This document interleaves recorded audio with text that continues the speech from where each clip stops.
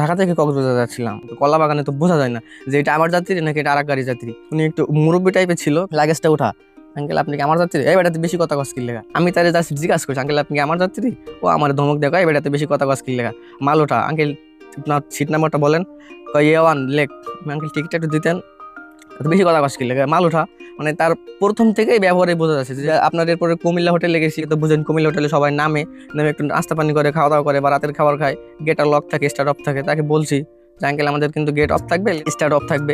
সে মনে করেন যে আমার লেগে ছাড়ি, এত টাকা দিয়ে টিকিট কাটছি বেটা, স্টার্ট অফ করার লেগা, গেট খোলা থাক, আমার যখন মন চাইবে নামবো, যখন মন চাইবে উঠবো।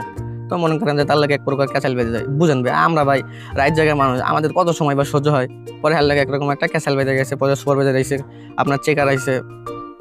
এটা তো মনে করেন যে ঠিক না, কারণ তার কাছ থেকে একটা ভালোভাবে বাঁচাই, তার কাছ থেকে তো আমি 500 টাকা চাই না। সে যদি ভালোভাবে বুঝে, বা আমি তাকে তো ভালোভাবে বলছি, আমি তো তাকে ঝাড়ি দিয়ে বলি নাই। প্লে স্টোরে একটা গেম আছে, বাস সিমুলেটর ইন্দোনেশিয়া, তো আপনার ওই গেমটা আর কি খেলতাম। তো আপনার এসএসসি পরীক্ষা দেওয়ার পরে 2023 সালে এসএসসি পরীক্ষা দিয়েছি। তো আপনার দেখলাম যে বাসায় বসে না থেকে বাস লার্নিং যেহেতু করি, তাহলে একটু পরিমাণে তো কাজ নিলে হয়, যেহেতু আপনার এসএসসি পরীক্ষার পরে সময় থাকে 3 মাসের। তো আপনার ঢাকায় চলে আসলাম। ঢাকায় চলে আসার পরে সায়দাবাদে আপনার সেন্ট মার্টিন পরিবহন নামে একটা ব্যানার ছিল, এখন চলে।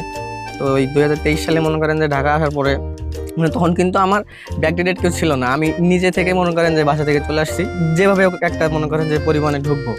তো ওইখানে সেন্ট মার্টিন পরিবহনের ফোরম্যান আছে, ওনার সাথে দেখা হইলো টার্মিনালে। তো দেখার পরে কথা হইলো, মনে করেন যে উনি দেখে বুঝলো আর কি, যেটা যে আমি আসলে মনে করেন যে পরিবহনে ডিউটি করা পোলা না, হয়তো আইসি সকার পাশে। তো উনি আমাকে কিছু টাকা দিল, মানে তখন টাকা পয়সাও ছিল না, বাসা থেকে আইসি ধরেন, সেভাবে তো প্রিপারেশন ছিল না। তো উনি টাকা দিয়ে মনে করেন যে রাতের খাবার খাওয়াইতে দিল। পরে রাতে খেয়ে ওনার কাউন্টারে গেলাম, গেলে উনি মিস্ত্রির কাছে পাঠিয়ে দিল। পরে হেড মিস্ত্রি সব শুনলো, শোনার পরে উনি কিছুদিন রাখলো, বললো কাম কাজ শিখো, পরে আস্তে একটা গাড়ি দিব না। তো ওইখান থেকে মনে করেন যে কাজ কাম শিখে ওইখান থেকে প্রথমে ঢাকা চট্টগ্রামে দিছিল নন এসি, তারপর বেনাপোল দিছিল, এইভাবে আস্তে আস্তে শুরু। পরে আপনার হচ্ছে মনে করেন যে ভাই ব্রাদার লাগে পরিচিত হয়েছে। মানে আমার ছোটবেলা থেকে আর কি একটু মনে করেন যে ভালো গাড়িতে ডিউটি করার শখ ছিল, যেহেতু আমি একটা বাস লাভার।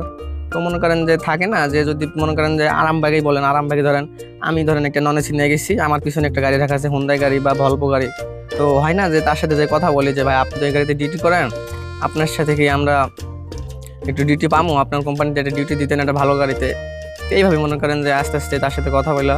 প্রথমে গেছিলাম আপনার সেন্ট মার্টিন পরিবহন থেকে হানিফের ভলভোতে। মোটর লাইনে মনে করেন শান্তি জায়গা এক সময় ছিল, এক সময় একটা সম্মান ছিল।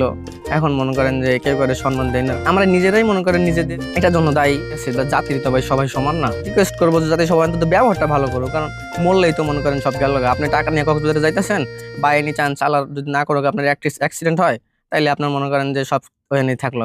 ব্যবহার নিয়ে আপনি কি করলেন?